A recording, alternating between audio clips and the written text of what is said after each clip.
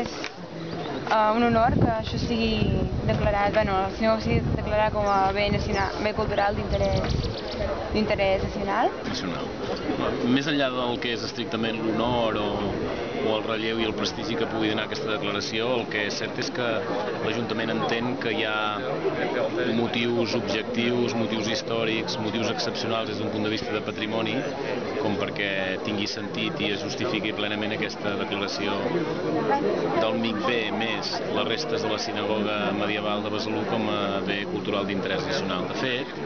i el conseller ja ha fet referència expressa en les seves intervencions, aquest és un país que ha rebut influències de diferents cultures i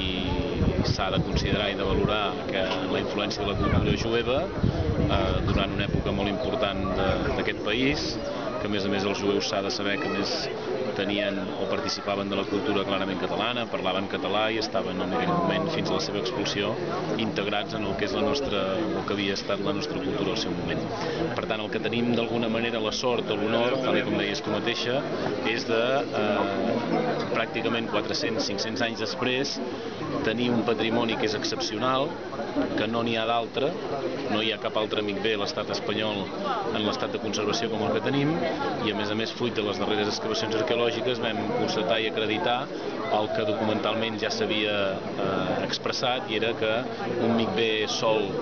una existència única d'un MICB no tenia sentit, sinó que el MICB tenia sentit si formava part precisament d'una sinagoga jueva, que tal com deia el conseller també, no era tan sols només un espai de pregària, sinó que era un espai de diàleg, de reunió i de bona entesa entre els ciutadans.